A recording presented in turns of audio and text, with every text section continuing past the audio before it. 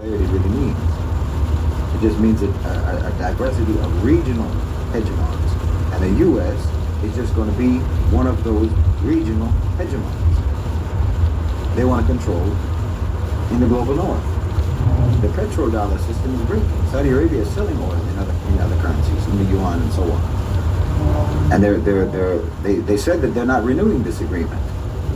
Countries are building alternative financial systems. They're bypassing SWIFT, setting up their own trade networks. The fact is that America cannot afford endless wars anymore. Iraq, Afghanistan, Ukraine. Each one of these proves that they cannot enforce their will the way they used to. They know that the foundation of their empire, the American empire, they know that the foundation is collapsing.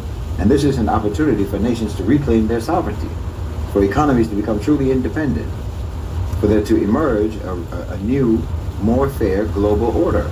And for all of those people who are still trapped in the delusion of U.S. supremacy, you need to understand this. The world has moved on, and it's time you should too. Because believe me, the power structure in America, the power structure in the West, they don't have these delusions like you. Believe me, none of the people who are in charge in America and in the West generally believe about America what you believe about America. They're in the process right now of trying to manage the transition of America from a global superpower to a regional power. And that's a fact. That's what's happening. They're undertaking the de-empiring of America. And we've seen this before. You should recognize it if you know anything about history. And the parallels are undeniable.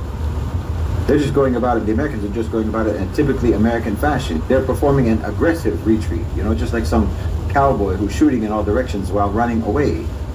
After World War II, the UK was drowning in debt. America is drowning in debt. They could not finance their empire anymore. The United States is in the same situation with close to $40 trillion in debt.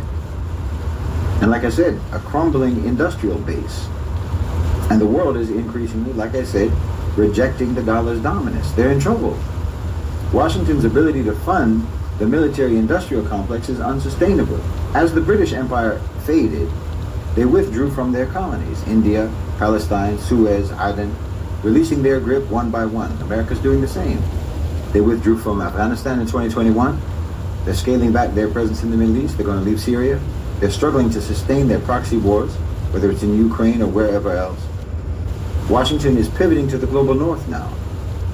The Western Hemisphere, Canada, Greenland, Europe, because they know that they can no longer control the whole world as they once did. So they're focusing on their more immediate proximity, recognizing that now they are actually just a regional superpower. So they're just looking at their region. The world is going to be split among spheres of influence. That's what multipolarity really means.